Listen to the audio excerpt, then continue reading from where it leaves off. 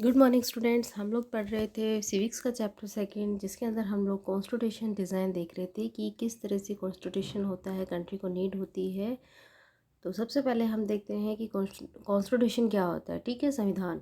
तो रूल और regulations written form में जो होते हैं उनको कॉन्स्टिट्यूशन बोलते हैं। और एवरी जो गवर्नमेंट होती है उसको नीड होती है कॉन्स्टिट्यूशंस की, रूल और रेगुलेशन की, जिससे वो अपनी कंट्री है, अपनी गवर्नमेंट है, उसको अच्छे से रन कर सके, अच्छे से शासन चला सके। इसी तरह से आज हम देखेंगे मेकिंग ऑफ इंडियन कॉन्स्टिट्यूशन। देखिए, हमारी जो इंडिया है उसका कॉन्स्टिट्यूशन किस तरह से बना था। लास्ट जो क्लास थी उसमें हम लोगों ने देखा अलग अलग कंट्रीज़ के अंदर कंडीशंस। आज जो है वो टॉपिक इंडिया से रिलेटेड है। ठीक है, और इससे में से बहुत इंपॉर्टेंट क्वेश्चन बनते हैं, तो आप लोग इसको ध्यान से सुनिए। इंडियन जो कॉन्स्टिट्यूशन है, देखिए सबसे पहले तो ये हम लोग इसके बारे में बेसिक देख लेते हैं। इंडियन जो कॉन्स्टिट्यूशन है जो है इसको बनने में काफ़ी मतलब टाइम लगा था। ठीक है, लंबी प्रोसीजर से हुआ। और ये जो इंडियन कॉन्स्टिट्यूशन है वो वर्ल्ड का सबसे बड़ा, मतलब जैसे पेज जो होती है ना उसके अकॉर्डिंग ये ना सबसे बड़ा कॉन्स्टिट्यूशन है। ठीक है, देखिए इसके अंदर जो है 395 आर्टिकल्स है और एक्स्ट्रा जो है वो अलग है। तो 395 जो है वो मेन आर्टिकल्स हैं, 395 अनुच्छेद, तो वो सबसे बड़ा है। अभी तक और भी जो कंट्रीज़ है उनमें इतना बड़ा रिटन फॉर्म के अंदर कॉन्स्टिट्यूशन नहीं बना है।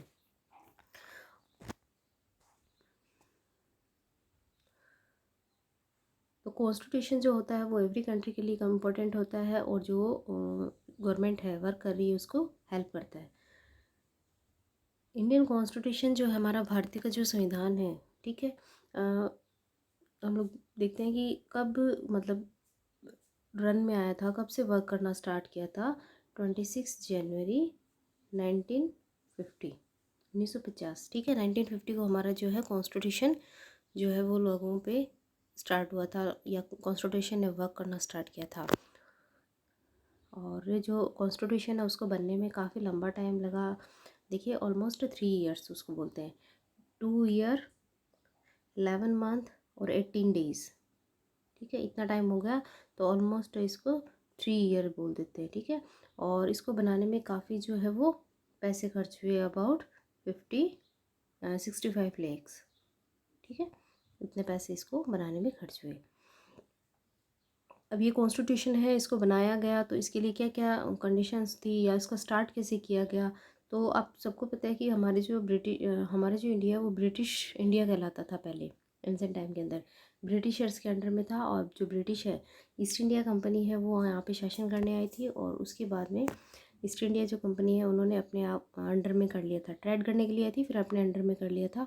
और अबाउट 200 ईयर्स, लगभग 200 साल से 200 ईयर्स तक हमारे यहाँ पे शासन किया था। उसके बाद में इंडियंस जो है उन्होंने अपने लिए एक फ्री कंट्री या फ्री जो स्टेट, फ्री गवर्नमेंट, इन सब की डिमांड की, अपने लिए कॉन्स्टिट्यूशन बनाने की डिमांड की। The process begin during the national struggle for freedom. तो ये जो प्रोसेस थी, कॉन्स्टिट्यूशन जो बनाने की प्रोसेस थी, अभी हमने देखा था कि इसको अबाउट 3 ईयर्स लगे थे। ठीक है, तो 3 ईयर्स था। इससे पहले इसको किस तरह से स्टार्ट किया था, तो ये धीरे धीरे जो मतलब स्टार्टअप हुआ था वो कब से स्टार्ट हो गया था। नेशनल स्ट्रगल चल रहा था फ्रीडम के लिए।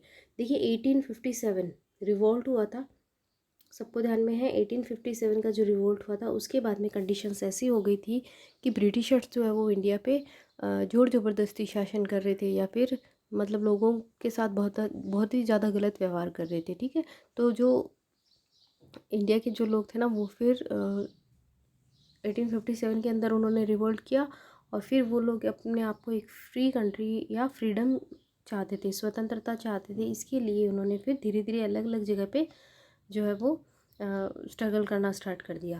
तो इसके लिए अलग अलग मूवमेंट किए थे। 1942 के अंदर जो भारत छोड़ो मूवमेंट था, और 1919 के अंदर भी है जो था नॉन कॉपरेशन। तो इस तरह के बहुत सारे उन्होंने जो है फ्रीडम के लिए, आज़ादी के लिए, कि ब्रिटिशर से उनको आज़ादी मिले, इसके लिए उन्होंने बहुत सारे नेशनल स्ट्रगल की।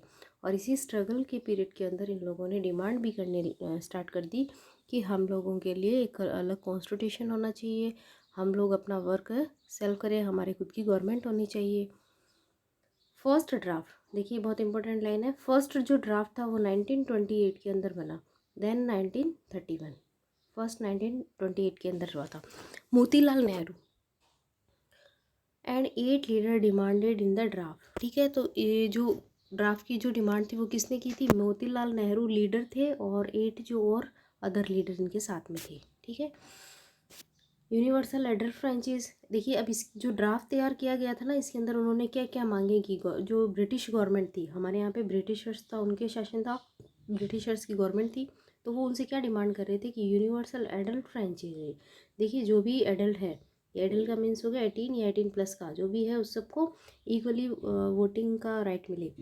पहले ऐसे नहीं था, कुछ ही लोगों को वोटिंग का राइट्स था, तो इन लोगों ने अपने लिए वोटिंग का इक्वली राइट्स है उसकी डिमांड की। सोशल जस्टिस, लोग जो है उनके साथ में विदाउट डिस्क्रिमिनेशन सोशल जस्टिस का, कि सब लोगों को समानता का अधिकार दिया जाए। ब्रिटिशर्स जो थे ना वो काफ़ी भेदभाव करते थे। Right to freedom and liberty, ठीक है, फ्रीडम और लिबर्टी, आज़ादी और स्वतंत्रता, इन सब चीज़ों की उन्होंने डिमांड की थी। देखिए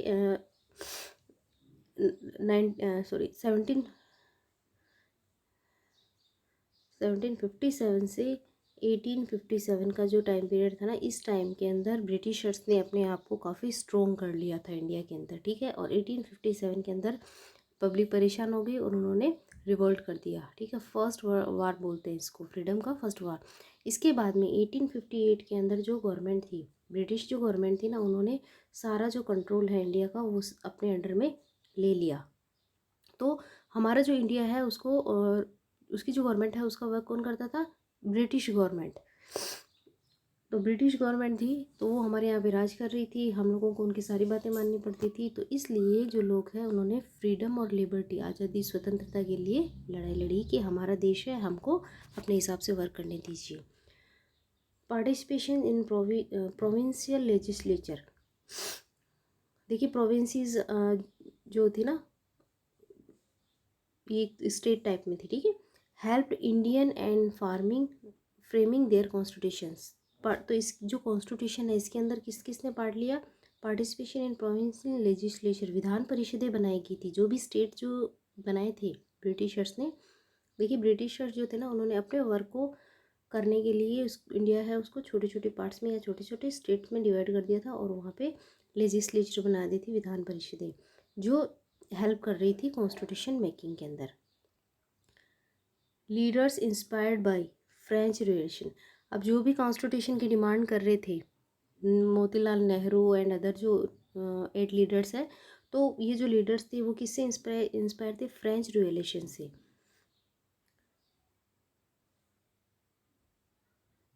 तो आपकी जो हिस्ट्री का जो टॉपिक है वो उसमें भी फ्रेंच रिवॉल्यूशन आ रखा है, ठीक है। तो फ्रेंच रिवॉल्यूशन जो था 1789 के अंदर जो हुआ था, उसमें किस तरह से जो उन्होंने अपना कॉन्स्टिट्यूशन बनाया था उसके अंदर, ठीक है। British parliamentary system and, British के अंदर जो पार्लियामेंट्री का सिस्टम था, विधानसभा जो किस तरह से संसद चल रही थी, and the bill of right of the US.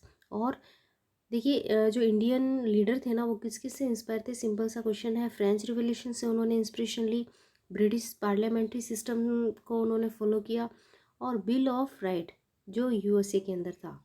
Bill of rights का मतलब होता है मूल अधिकार से रिलेटेड, कि राइट क्या क्या है हमारे। देखिए एवरी जो पर्सन है ना उसके कुछ अधिकार होते हैं जिनको कोई नहीं छीन सकता, ठीक है। जीवन, स्वतंत्रता, इस तरह के लाइफ है। तो ये जो है ना ये सारे के सारे अलग अलग कंट्री से लिया गया। तो आपसे वन लाइनर में पूछा जा सकता है कि यूएसए से जो है वो कौन सा जो है बिल लिया गया? तो bill of rights.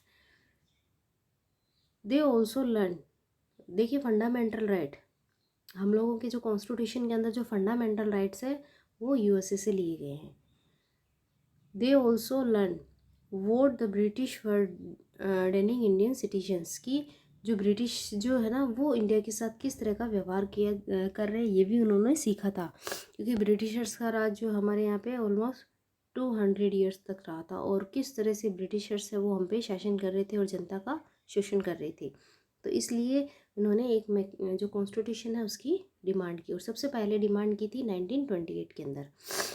Constitution assembly, अब ये कॉन्स्टिट्यूशन था, इस संविधान को बनाने के लिए हमारे जो लीडर्स थे उन्होंने गवर्नमेंट जो थी उससे अपील की कि हमारे यहाँ पे कॉन्स्टिट्यूशन असेंबली बनाई जाए। देखिए असेंबली आप लोगों ने सुना होगा, एक बिल्डिंग स्ट्रक्चर होता है, ऑर्गेनाइजेशन होता है, जिसके अंदर ऑल कैटेगरी के जो पर्सन्स होते हैं वो सेलेक्ट होके जाते हैं, फिर वो अपना वर्क एक जगह बैठ के करते हैं।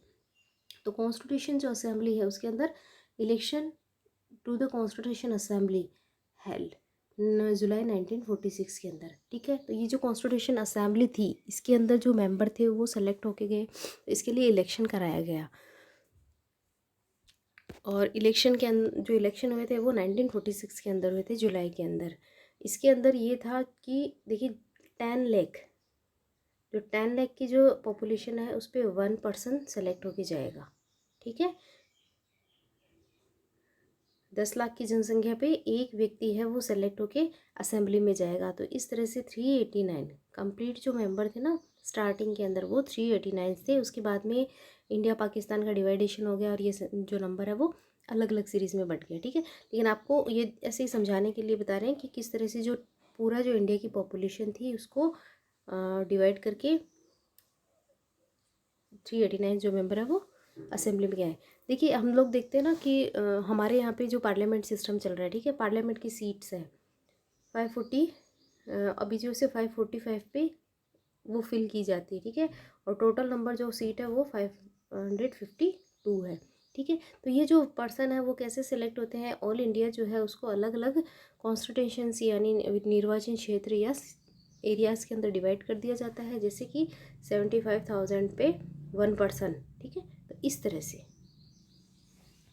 तो जब कॉन्स्टिट्यूशन बना था असेंबली के लिए 10 लाख पे 1 पर्सन है वो सेलेक्ट होके जाता था। तो असेंबली के अंदर जो लोग हैं उनके लिए इलेक्शन कराए गए। Doctor Bhimrao Ambedkar appointed chairman of the drafting committee, ये बहुत इंपॉर्टेंट है, बार बार क्वेश्चन आता है इसमें से। तो ड्राफ्टिंग कमेटी जो है, जो भी ड्राफ्ट तैयार करना था उसके लिए एक हेड की ज़रूरत थी, और जो अंबेडकर साहब है उनको ड्राफ्टिंग कमेटी का मेंबर हेड बनाया गया। इस ड्राफ्टिंग कमेटी के अंदर 7 मेंबर थे। कॉन्स्टिट्यूशन अडॉप्टेड, देखिए कॉन्स्टिट्यूशन कब अडॉप्ट किया गया था, 26 नवंबर 1949 को। एंड इनेक्टेड, देखिए ये तो अडॉप्ट किया गया था, और इनेक्टेड का मतलब होता है वर्क करना स्टार्ट कब किया था, 26 जनवरी 1950 when Indian become a republic, जिस दिन हम लोग रिपब्लिक डे मनाते हैं, भारत जो है वो गणराज्य या रिपब्लिक बनाता, ठीक है। तो अभी आपसे जब क्वेश्चन पूछते हैं ना इनेक्टेड का, तो आपको ये बताना है, अडोप्टेड तब आपको ये वाला बताना है। The constitutions reflect the constitution reflect the best mind of the country, constitution से जो कंट्री होती है उसके बारे में जो सारी जो सिस्टम होता है ना वो अच्छे से रिफ्लेक्ट कर जाता है कि किस तरह की जो पॉलिसीज़ है वो अपनाई गई है, कंट्री के जो लोग हैं उनका माइंडसेट किस तरह का है, या उनके लिए किस तरह का ड्राफ्ट तैयार किया गया है। Its member represented mini India, इनके जो कॉन्स्टिट्यूशन जो असेंबली जो थी ना, इनके जो भी रिप्रेजेंटेटिव मेंबर जो थे ना सारे के सारे वो मिनी इंडिया कहलाते थे। देखिए मिनी इंडिया क्यों कहलाते थे, क्योंकि सारे जो पर्सन हैं वो कैसे, अभी देखा हम लोग 10 लाख पे 1 पर्सन गया था, ठीक है, सिलेक्ट हो गए। तो ये पूरी जो इंडिया है, तो कॉन्स्टिट्यूशन को मिनी जो है ना जो मेंबर थे वो मिनी इंडिया इसलिए कहलाते थे कि ये सारे जो इंडिया कंट्री है, पूरा जो कंट्री है ना इससे सेलेक्ट होके गए हैं। तो अलग अलग पार्ट से गए हैं सारे पर्सन, अपने अपने एरिया को रिप्रेजेंट करते हैं, अपने कल्चर को रिप्रेजेंट करते हैं, अपनी सोसाइटी है उसको रिप्रेजेंट करते हैं। तो सारी जो चीज़ें हैं वो इसके अंदर इंक्लूड थी, इसलिए ये असेंबली के अंदर एक इंडिया टाइप में था कि ये एक छोटा भारत है, ठीक है। सभी तरह के लोग इसमें इन्वॉल्व हो गए थे। Every law was debated close by close and conscious arrived it, देखिए हर इस जो इतने जितने भी आर्टिकल है, जो भी लॉज है ना, उन पे अच्छे से डिबेट की गई थी टॉपिक बाय टॉपिक, ठीक है। उसके बाद में इसको इम्प्रूव मतलब आगे भेजा गया। It is the longest written constitution, ये सबसे लंबा जो है वो रिटन कॉन्स्टिट्यूशन है। देखिए ब्रिटिश जो कॉन्स्टिट्यूशन है वो रिटन फॉर्म में नहीं है, guiding values of Indian constitutions, Indian जो कॉन्स्टिट्यूशन है उसके अंदर गाइडिंग वैल्यूज़ दी गई है, किस तरह से जो वैल्यू होती है, मॉरल वैल्यूज़ है, इन सबको इंक्लूड किया गया है। The leaders like Mahatma Gandhi, doctor Ambedkar and Jawaharlal Nehru put forward their views, इन्होंने अपने जो है व्यूज़ रखे about dream and promise to constitution में फॉर द नेशन। देखिए हर एवरी जो पर्सन होता है ना, उसका एक सपना होता है या उसकी ये डिज़ायर होती है कि हमारा जो देश है वो किसी दूसरे के अंडर में नहीं रहे। देखिए इसको ऐसे समझते हैं कि अगर हम लोग भी हैं, कोई हम लोगों के ऊपर ज़बरदस्ती शासन करने लग जाए और हम लोगों को ये कहे कि आप हमारी तरह से वर्क करो, या हमको किसी भी काम करने के लिए किसी से पूछना पड़े बार बार कि हम ये वर्क कैसे करें, तो ये बहुत ही अलग बात होती है। हम लोग कंफर्ट फील नहीं करते, अपनी पसंद से वर्क नहीं कर पाते हैं ना। तो इसी वजह से हमारे जो लीडर्स थे, इंडिया की सेम कंडीशन यही थी, और उस टाइम जो लीडर्स थे इन लोगों की भी विश यही थी कि इनका एक जो ड्रीम था, लोगों से इन्होंने प्रॉमिस किया था कि देखिए लीडर होता है तो वो अपने जो जो इसको लीडर बनाते हैं उन लोगों की विश पूरी करना उनका काम होता है। तो इसलिए कि हम आपका वर्क करेंगे, हमारे राष्ट्र के लिए कॉन्स्टिट्यूशन तैयार करेंगे। तो इस तरह इन लोगों की भी इच्छा यही थी, इनकी विश यही थी कि अपने दोस्त जो अपना कॉन्स्टिट्यूशन है इसको बनाए और अपना जो है वो सेल्फ डिसीजन ले, सेल्फ गवर्न करे अपने आप को। The preamble of the constitution, देखिए प्रीएम्बल आप लोगों की जो बुक है उसका फर्स्ट पेज के अंदर जो आते हैं प्रीएम्बल दी होती है सबके अंदर, ठीक है। प्रस्तावना जिसको बोलते हैं, कॉन्स्टिट्यूशन का फर्स्ट पेज है जिसके अंदर जो भी बातें लिखी गई वो पूरे के पूरे जो कॉन्स्टिट्यूशन है उसके कंक्लूज़न या उसकी जो उसका जो मेन एम है वो सारा उसके अंदर बता देते हैं। Preamble of Constitution speak about the philosophy on which entire Constitution has built, कि पूरा कॉन्स्टिट्यूशन है वो किस फिलोसफी की सिद्धांत पे बना हुआ, वो सारी चीज़ें हमको प्रीएम्बल में पता चल जाती है। It is the soul of Indian constitutions, ये इंडियन कॉन्स्टिट्यूशन के सोल है, आत्मा है, ठीक है। तो यहाँ से भी आपसे क्वेश्चन पूछा जा सकता है कि what is the soul of Indian constitution, ठीक है। तो ये प्रीएम्बल है, प्रस्तावना बोलते हैं इसको, और जो भी अंदर मैटर लिखा गया है वो सारा का सारा यहीं पे अपने को समझ में आ जाता है कि मेन फिलोसफी क्या थी, किस चीज़ को लेके, या क्या क्या जो थॉट थे। Following are the values maintain in the preamble, अब क्या क्या जो वैल्यूज़ है वो प्रीएम्बल में मेंटेन की गई है, कौन कौन से जो वर्ड्स है इनको यूज़ किया गया और इन वर्ड्स का लार्ज फॉर्म में क्या मीनिंग होता है, ठीक है। देखिए सॉवरेनिटी, सॉवरेनिटी का मतलब होता है सुप्रीम पावर, सॉवरेनिटी का मतलब होता है सुप्रीम पावर, और सुप्रीम पावर मतलब कि हमारी जो कोई भी जो कंट्री होती है वो अपने आप में सुप्रीम हो, उनके पास सुप्रीम पावर हो, और अदर जो कंट्री है वो इसको जो है वो इसके ऊपर शासन नहीं करे या इसके जो इसको कंट्रोल नहीं करे, ठीक है। तो ये होती है सॉवरेनिटी। उसके बाद में सोशलिज्म, सामाजिकता, समाजवाद, सारे जो सोसाइटी है वे किस तरह से रहे। सेक्युलरिज्म, देखिए सेक्युलरिज्म होता है ना, बिना किसी धर्म के भेदभाव के, जैसे हमारा इंडिया है वो सेक्युलर स्टेट है, सेक्युलर कंट्री क्यों बोलते हैं इसको, सेक्युलर कंट्री इसलिए बोलते हैं कि किसी वन जो रिलीजन है उसको सपोर्ट नहीं करता है, जो सारे रिलीजन है उनको इक्वली ट्रीट करते हैं। इंडिया के अंदर सभी धर्मों को समान रूप से ट्रीट किया जाता है, इसलिए इसको सेक्युलर बोलते हैं। देखिए कुछ कंट्रीज़ होती है वो हिंदू कंट्रीज़ जिनको बोलते हैं, कुछ होते हैं वो मुस्लिम कंट्रीज़ होते हैं, कुछ क्रिश्चियन कंट्रीज़ होती है। तो इंडिया है इस तरह का कोई कंट्री नहीं है, इंडिया के अंदर सारे जो रिलीजन है उनके मेंबर इजीली रहते हैं यहाँ पे। डेमोक्रेटिक, लोकतांत्रिक, डेमोक्रेटिक हम लोगों ने देख लिया है, जिसके अंदर जो भी पर्सन होते हैं वो जो भी इलेक्टेड जो मेंबर होते हैं वो पब्लिक के भाई होते हैं। And Republic nature of India, देखिए रिपब्लिक का मतलब क्या होता है कि जो कंट्री का हेड होता है, रिपब्लिक का मतलब होता है कि जो कंट्री का हेड है, जैसे हमारे कंट्री के हेड कौन है, प्रेसिडेंट, ठीक है। तो प्रेसिडेंट जो होते हैं ना कंट्री हेड, वो हेरिडिटी नहीं होते हैं, मतलब वंशानुगत नहीं होते। जो मोनार्ची होती है उसमें होता है राजा का बेटा राजा बनेगा, लेकिन रिपब्लिक के अंदर क्या होता है कि जो भी हेड होता है उसके लिए इलेक्शन कराए जाते हैं, और इलेक्शन के अंदर जो भी जिस विन होता है वो कंट्री हेड बन जाता है, ठीक है। तो इसमें हेरिडिटी वाला सिस्टम नहीं होता है, और जो सारे लोग हैं वो इसमें पार्टिसिपेट कर सकते हैं, उनके लिए कुछ क्वालिफिकेशंस होती है। तो ये रिपब्लिक नेचर ऑफ इंडिया है, जस्टिस न्याय सभी के साथ में है, वो न्याय जस्टिस किया जाता है। हमारा सबसे जो सुप्रीम कोर्ट है, ठीक है, तो सबसे जो लास्ट जजमेंट का पॉइंट है वो सुप्रीम कोर्ट है, तो वो अच्छे से जज करता है। लिबर्टी, ठीक है, आज़ादी, लिबर्टी होती है ना स्वतंत्रता। इक्वलिटी, सभी के साथ में इक्वल ट्रीट किया जाए। फर्टर्निटी, भाईचारा या बंधुत्व, ठीक है, तो भाईचारे की फीलिंग है, सारे जो लोग हैं वो किस तरह से मिलजुल के रहते हैं। तो ये सारे के सारे जो है वो प्रियम्बल के अंदर वर्ड यूज़ किए गए हैं कि किस तरह से जो लोग हैं उनको मिलजुल के रहना चाहिए। तो हमारा जो इंडियन कॉन्स्टिट्यूशन है उसका मेन मोटो यही है कि जो हमारी कंट्री है वो किस तरह से मिलजुल कर रहे, ठीक है। तो कॉन्स्टिट्यूशन जो ड्राफ्टिंग था उस तरह के अंदर ये प्रीएम्बल में लिखे हुए शब्द हैं, ठीक है। तो आई होप आपको यहाँ तक समझ में आ गया होगा। नेक्स्ट हम नेक्स्ट क्लास में देखेंगे।